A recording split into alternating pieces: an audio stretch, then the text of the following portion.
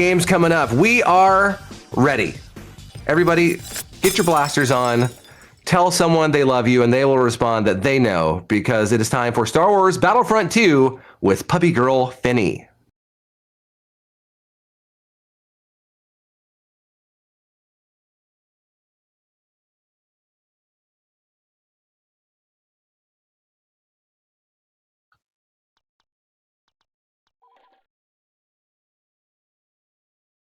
Can I talk now? Oh, you can talk now. All right. Hi, chat. I'm Finny, and today I'll be speedrunning Battlefront 2, 2005. We're doing the Rebelling Galactic Conquest. We're going to explain things as we go on, and then we also have a commentator here today. So, Cass. Yeah, hello everybody. My name is Kazuma, sometimes also known as Kazuma Speedruns, and yes, this is going to be Star Wars Battlefront 2, the classic 2005 Birth of the Rebellion Galactic Conquest. This is not the 2024 Classic Collection version, and this is certainly not the 2017 EA DICE game. This is the original classic 2005 game as available on Steam and GOG. And in the spirit of saying fuck to ICE, we will be liberating the galaxy. We'll be playing as the Rebel Alliance and removing fascism from the galaxy. So in this Galactic Conquest, we have 13 planets, including 2 base planets, and we will be liberating all of them. We've got access to 3 of them, and in order to get this run started, we're going to be starting from a particular load. Otherwise, it'll be like a 1 in 9 chance of a particular setup. So once we hit load, we're going to start with a fleet over Yavin Fort, and the Empire's going to have a fleet over Mustafar, and that's where we're going to get started. So once we hit load, that is going to be when the time starts. So are we ready, Finny? I'm ready. I'm ready. All right, should we count us down? Yep. All right, in 3, 2, 1, go.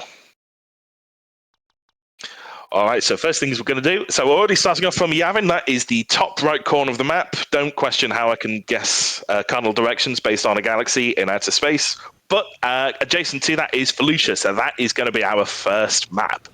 So I'm going to be honest, Felucia, it's a pretty rough one.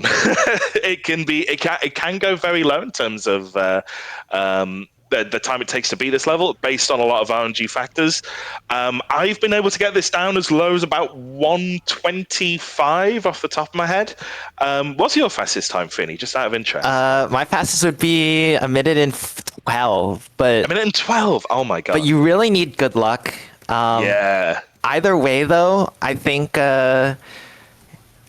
we have some, I guess, grace built into the estimate. Yes, here we can do something that I like to do. If you put the grenade, we might have good luck. Oh my god! Look at that. If you put the grenade on the tank, it explodes instantly, and so because we have friendly fire off, we can kill all spawning stormtroopers.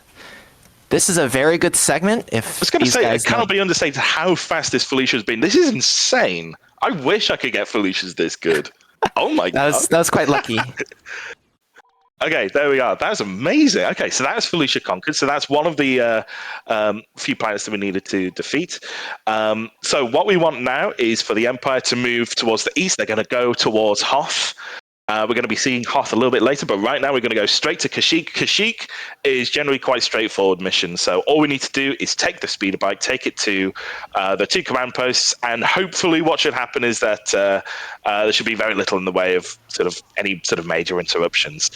Anyone that's familiar with Star Wars Battlefront 2 will know that usually you have access to a roster of 6 different classes, but because we're doing Galactic Conquest, right now we're only limited to the Rebel Soldier.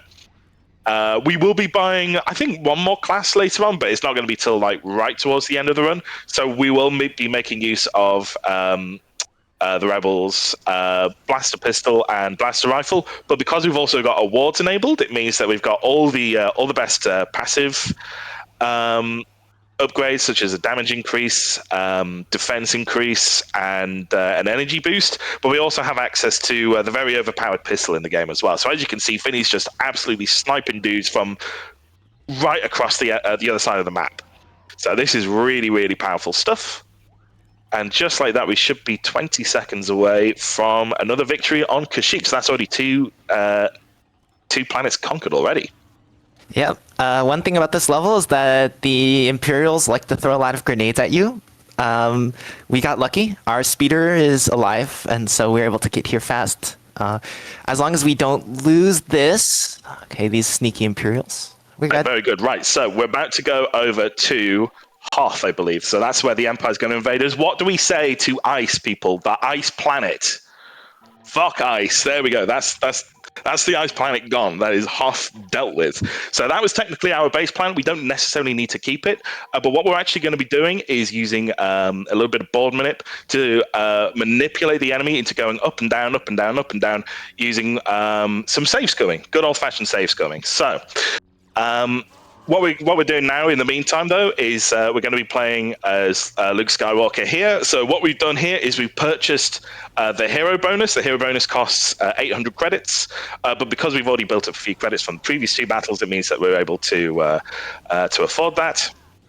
And it basically means that rather than playing as the rebel soldier from before, it means we can play as our very overpowered hero character and just zip across the other side of the map as him. It helps with Coruscant specifically that the enemy side is basically bottlenecked between two different passages. One which is like the main staircase going down towards like the main area here, but also one that goes into the corridors into the library, which you may remember from the infamous objective in Rise of the Empire campaign.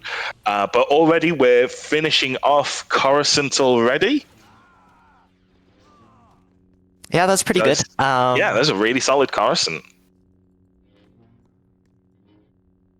So then after this, it's just a matter of, well, this is where the fun begins, because this is where we're going to be seeing a good chunk of board manip taking place and a bit of save and load scumming. So because the... Oh, yeah, okay, you're going to do it this way, okay. I was going to say, I wasn't sure if you were going to... Oh, wait, did that save? Am I stupid? Oh, I did. Okay. The Alliance craft, it confuses me sometimes because it really disguises itself amongst all the stars and stuff. So that's on me. So we're now going to be going on to Endor. So this isn't quite the end of the run. We've still got a bit left of the galaxy to liberate yet. But once we've dealt with Endor, this will be the Empire's base planet dealt with. At no point will the Empire be able to take this planet back once we take it from them, and we get a nice boost in credits as well. Yep, I will say there's an Ewok in that tunnel. That's my good luck charm. We love the Ewoks in here. All right, so that's the second command base dealt with. So yeah, generally on Endor, what we like to do is that we take the speeder, we take two, or at least neutralize two, maybe with the hopes that a friendly ally will come and finish the job for us. I think there was someone, but they just got like owned, possibly by an ATST. But that's no big deal. We can always come back and that's known to happen. No, we're fine. Okay. See, this is the problem. Endor can just be absolutely horrible if it doesn't quite go our way. But luckily, we can just shoot them from a distance. Again, another benefit of the award pistol in action there. And so I guess it's just a question of mopping up these final command posts and finishing up Endor that way. Yep. One thing to note is that I have to be careful to not look down here on this map. It's one of two maps that just like randomly crash for some reason. This is what you get when your game is developed in 1 year, but it's still somehow it's a classic, and for good reason as well. Absolutely. So yeah, that's So we got 13 seconds for victory. Hopefully, the Empire aren't going to cap another command post in that time, but I'm very doubtful they're going to do anything like that. So in 5 seconds, that's going to be Endor done. So what we need to do now is do a little bit more save scumming. So we're going to see the Empire fleet. Okay, yeah. So we need it to move down. So it's currently orbiting Hoth, we want it to go to the star just to the south of it. Again, don't ask me how we can tell cardinal directions in a galaxy in outer space. It's just organized that way. All right, that works out. And what we're actually going to do here, I should have mentioned this earlier, but this is actually a form of what we call free move. So what we can do is we can move the fleet. Normally, once you move the fleet once, you then have to end your turn, and that allows the enemy to do their turn. But after moving, if we then zoom in, we can then hit escape, save the game, load it again, and then that allows us to move from the space we were just at, and then that allows us to move completely freely. The only issue with that is that once we've completed liberating our planet, it just means that the Empire basically gets to have a go afterwards. So there's nothing we can do to deal with that, and that's where the save scumming comes into play. Now with Magito here, we're just here playing as Luke Skywalker again. We've got a bunch of we had a bunch of credits, enough to buy 3 hero bonuses.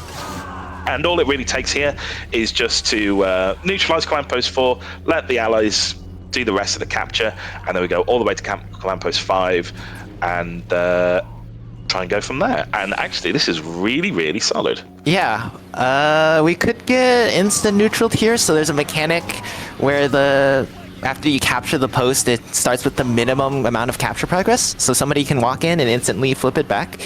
Didn't happen. This is actually really good. Hold on. Why am I cooking?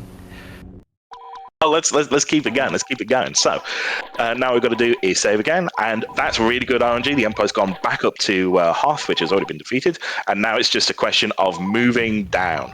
So what we're going to do here is conquer Naboo, but we're not actually conquering Naboo. We're doing something that's called a proxy or a short proxy, and the idea is that what we've done is we have taken a fleet and we've invaded the planet adjacent to a different planet, which in this case happens to be Dagobah going into Naboo. But because we zoomed in and then zoomed back out again, it's basically confused the game into thinking that we're invading Dagobah. But what's actually going to happen at the end is that we're instead going to have Naboo as the planet that we've captured instead. And this is really good because playing as Naboo as the rebels absolutely sucks. They don't have a very good hero. They don't have access to many tanks at the beginning of the game. There's an infamous corner of the map next to the palace gates on Naboo where our team likes to get stuck as well. So we don't get a lot of help, and it's a very slow, very tedious sort of affair. So this is why we're playing as Dagobah. We're playing on Dagobah instead, even though it's a planet that we already own. So we're basically invading ourselves in order to invade a friend, and in order to invade the adjacent planet. So that's really convenient for us. So what we've done here, the enemy is actually located in Command Post 5, and because it's only one command post each, what we've done is that we've taken into account the AI routing to go from Command Post 4, which is on the southeast section of the map. We go Command Post 4, then Command Post 5, then we deal with the rest of the stormtroopers at Command Post 6, and that's a really, really good Dagobah, way better than my Dagobah on my PB, absolutely. that was quite lucky. I'm getting actually a lot of good luck here. This run is very luck-based. Obviously, there's luck with what the enemy AI does on the board, but also within the maps. But yeah, let's continue on. Okie doke. So we just need to do a little bit more save scumming. Let's see that in action. All right. We just need to do a little bit more. Maybe this is a good time for a message from Kati, if you got a moment. Oh, I'm really enjoying this run, so I'm like, yeah, please, whenever. We've got a lot of donations coming in. Thank y'all so much for getting those donations in. We've got $50 from Ginger Snapped. They say, currently a resident of the Minneapolis area. Thank you for doing this, and fuck ICE. Thank you so much, Ginger Snapped. And, you know, they put their $50 towards one of our incentives that we have coming up. Just a couple games down the schedule, we have Super Monkey Ball Banana Mania by Ice Swim Fly. They want to upgrade that to triple line bingo, and that is now at $50 out of the $600 we need. So if you want to donate, hit ! Donate, tell ICE to fuck off, and let's get that incentive met. Fantastic. Right, so that moves us on to Utapau. We actually got some really good board manip luck there. We only had to like save scum maybe once or twice. So yeah, this is Utapau. You may remember this from the planet where Obi-Wan defeats General Grievous in episode 3. But in this instance, what we're doing is that we're going over to the hangar where that infamous fight did take place. And the idea is that because, again, we got a bunch of neutral command posts and then one enemy command post, one allied command post, it means that everyone's going to be funneled together and either going to usually command post 5, which is towards the south, but sometimes you get a little bit of action here on command post 4, which is towards the north, towards the sinkhole. And yeah, ideally what we're doing is, like, as we're taking 6, as we're taking the main hangar, we're also using Han's very, very powerful blaster to kill stormtroopers from a distance as well. So the main disadvantage of Han Solo here, and it's an issue to do with how the award pistol functions, because if you were to swap weapon like Finny's done here, she can't switch back. Normally you're able to just switch weapons as on how you please, but because we have the award pistol unlocked, it creates a bit of a bug whereby we seemingly can't switch back. It seems to have an issue with Han's DL-44 blaster, but it doesn't matter because we're already at the end of the thing, and it's just a matter of moving on to the next one. I think Finny's about to do what we like to call a blockade. Oh no, here yet. Not here yet. Maybe, but... in a little bit. Okay, maybe I'll explain later then. So this is Mustafar. This is obviously the planet where Obi-Wan and Anakin fight each other in episode 3. We are playing as prequel-era Obi-Wan Kenobi. Don't worry too much about that. Strictly speaking, the enemy here is basically Anakin Skywalker, also prequel-era Anakin Skywalker, so it's kind of canonically makes sense that Anakin, with his brand new empire, will be taking on Obi-Wan Kenobi with a quite incorrect sort of rebel alliance, but it's whatever, it's what it is. So really all it comes down to, again, it all comes down to the AI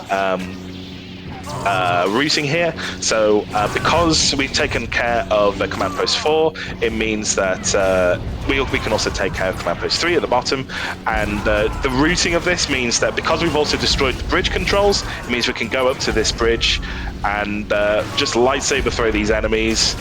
Thankfully, these guys don't have any other troops purchased, so not only can we purchase units, the enemy can also purchase units as well. So this could be an issue if they purchased, for example, the shock trooper, because the shock trooper requires, or it takes an extra hit from a lightsaber, a saber throw. Don't ask how they're able to do that. I guess it's just something in the armor, maybe. But yeah, what we're going to do here is just grind through these stormtroopers. It's very therapeutic, just for me at least, to just throw sabers at all the imps. We see our allies, whenever they shoot an Imperial and kill it, they disrespect them by shooting their body. Which is absolutely what you should do to an agent of fascism, of course. So now we're going to free move onto our next planet, which I believe is Polis Massa? Yes, yeah, it is. So this one should be... Oh no, are you going to blockade now? Ah, okay. So this is what we like to call a blockade. So we talked previously about free moving, and the idea of free moving is that obviously you can, move to a location, zoom in, save load, etc. If you do that onto an enemy fleet, both your fleet and the enemy fleet are immovable, but it also means that the fleet is now out of action. So what we're able to do here is make the enemy fleet out of action, meaning that they can't do any more maneuvers. And it means now that, we're able to move on to Polis Massa. So the Rebels have a unique advantage here. So we do have a bunch of command posts to the east side, command posts 6, 5, and 4. The Imperials, they have a really unlucky or an unfortunate spawn for their command post 3. And as you can see, we can already see it's being neutralized and being overtaken by Rebels. That command post 3 on the bottom left there. Because the Imperials tend to spawn in just towards the hangars to the north there. So the Rebels can really, really outrun them. So while the AI takes care of that, what we're going to do is take command post 1, then go to command post 2. Hopefully there'll be some friends along the way who are able to help us out as well. Now, I like to sometimes play as Princess Leia here. She's the hero. Princess Leia isn't that good in the grand scheme of things, especially if you compare them to your Luke Skywalkers, even your Han Solos, or even Chewbacca. but I think she benefits from the health that she gets. You know, look, she gets that boosted hero health. But as you can see, Finny's absolutely just storming it. Okay, this guy's a bit stuck, but we're good. We're good. There we go. So yeah, another thing about the command posts here is that you have to make sure all the enemies around that command post zone have also been killed in order to continue the capture, and that's actually a really, really solid Polis Master as well. Team really locked into Fuck Ice today, huh? Really, really did. So after 8 seconds, we're going to go back to the board, and I believe there's only one planet left, and that's Tatooine. Yep. This has gone really, really fast. I'd be really interested to see what the time is. I'll have to check in on the stream, because I only have the chat open at the moment. But now what we're going to do is, okay, so you're going to go here. So you can also blockade into a blockade, and then it basically merges. Don't ask how that works. But it does mean that because we technically have 0 fleets on the board, we can get a fleet for free from any of our occupied planets. And we can free move all the way to Tatooine, which is on the bottom right corner of the galaxy there.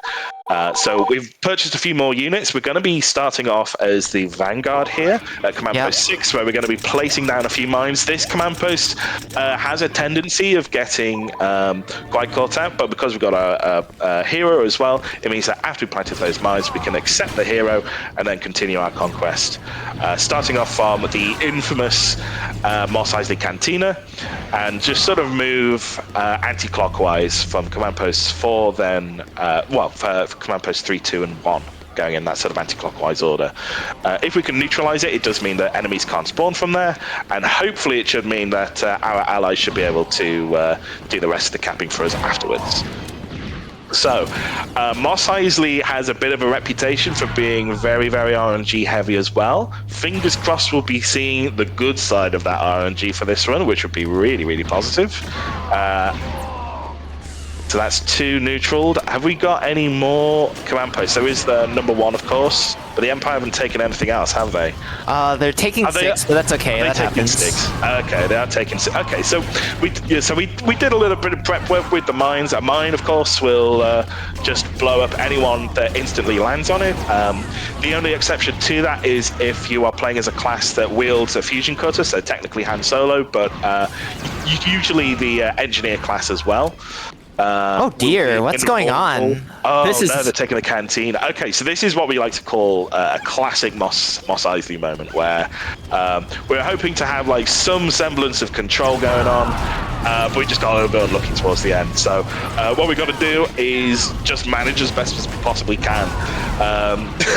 It's unfortunate sometimes. Oh, but look at that! I think we've actually neutraled the cantina at least. So maybe we'll be able to get that back. It's simply just more time to shoot some Imperials, shoot some imps. Absolutely. Not a bad day. Okay, you know what? As potential disasters go, this is not as bad as it could have been. Touch wood. This is probably going to be the end of the run. Not on this victory screen, but the victory screen for the Galactic Conquest as a whole. I'll basically just say when, and that's going to be time. So just coming up in soon. I'll drop a save first. There's a 2% chance that we don't immediately win. So let's see it. That's time. How was that? That felt good. That was really fast. And I'm just looking at the stream now. That is a 2043 RTA. So I'm interested to see how that goes. 2045 is your final time for the timer. 2045, thank you. Wow. Oh my goodness. Well, we definitely should take the time to retime that and see how that compares to your other ones. But yeah, this just goes to show how fast Galactic Conquest can be run. Carty, I know you were saying earlier that you played a bit of Star Wars Battlefront 2 back in the day as well. If you've ever did you ever beat a Galactic Conquest in your time? Oh my goodness, I'm sure I did. Yeah. Oh my gosh, it's been forever. I'm sure it took like months. It did not take me 20 minutes and 45 seconds. That's for sure. No, absolutely. Well, and you know what? The worst part is that this isn't even the fastest way to do it. We not only is there a way to do a short proxy, which is what we demonstrated during our sort of Dagobah invasion, which was actually invaded Naboo, but we also there's technically also what we like to call an omni proxy, whereby we can literally invade any planet by invading a different other planet. So it can affect long term. It's technically speaking a banned strat only because it's just too powerful to be kept alive, let's say. But I think in the spirit of things, I think we're ready to move on to the incentive, aren't we? Yeah. So I believe I saw this live this morning. We've met our incentive, right? So our incentive is going to be a space battle. Yeah. Yep. We don't actually fight any space battles in our run. That's because Galactic Conquest requires us to take the planets, and the space is not a planet. So, but the space battles I do believe are interesting. So during the run, we avoided space. And if we did get space, we would just concede it immediately. But I'm ready now to start the incentive and show off this space map. We're going to do Space Yavin, and there might be some shenanigans going on. Shall I count us down again? Yep. All right, let's go. In 3, 2, 1, let's go space. So, Space Yavin. This is, well, spoiler spoiler anyway. This is going to be, this is probably one of the fastest space maps in the game, and we're going to demonstrate why. So we're going to take the Y-Wing bomber. It's very important that we take a bomber here. And we're going to approach the main Imperial Star Destroyer, but not for reasons that you might expect. So let's see this in action. So we're not going to land the hangar. It's really, that's the hangar. We're not going in there. A very good strategy would be just to land in the hangar and shoot enemies from inside. But the devs may or may not have just left a giant hole in the collisions for the enemy ship. So now we're inside their walls. Yeah, and what we can do, for anyone that's familiar with the ending of Phantom Menace will know that Anakin destroys the internals from the inside and completely destroys the core ship. That is what we're going to do here. So we've got our Y-Wing bomber, and we can actually not only attack all the ships, all the pilots inside, we can also destroy the internals too. So what we're going to do is that we're going to bomb, you can see those green things looking over there, those are the engine cooling tanks. If we destroy them, we can do that from inside, and we can also do the same with the life support systems, which have just been destroyed. Key thing here, though, is that what makes it all worth it is that if we attack the external version of... We're good. We're good. There we go. If we destroy the external version of that critical system, so we attack the engines first, then destroy the internal engine cooling tanks, that gives us double points. And the same thing happens when we do this with the life support. Once we've destroyed both of those aspects, because we're also playing with the maximum AI, 32 AI, it just means that we get to bomb the pilots from inside their base. That is a victory. 181 to 5. That's good. That is a very, very, and very get the Imperials a chance to even breathe. There we go. Fascism destroyed.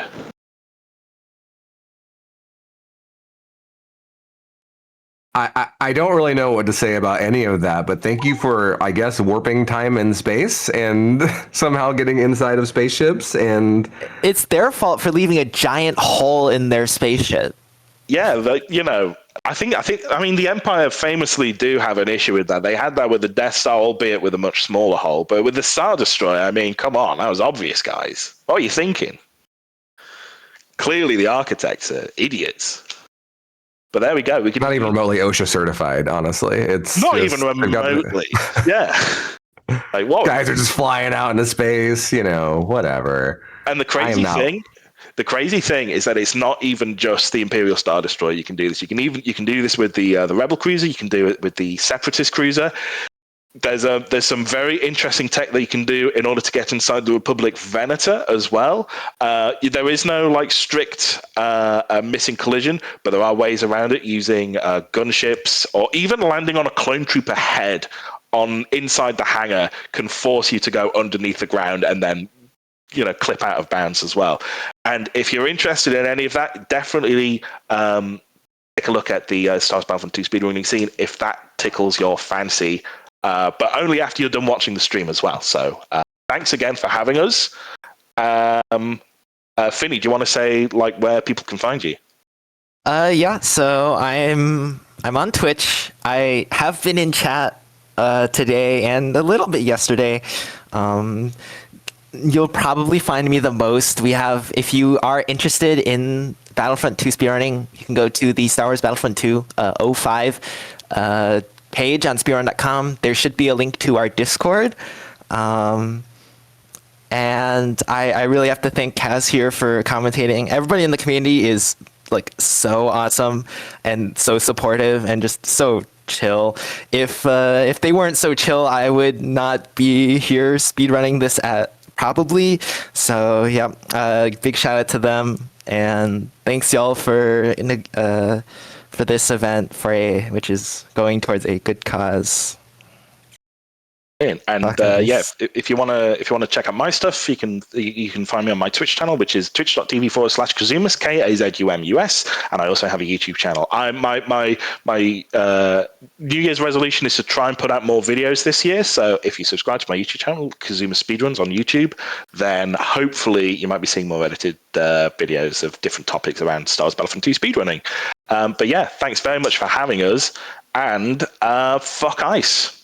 Fuck guys. I think that was good. So we'll hand it back to our host now.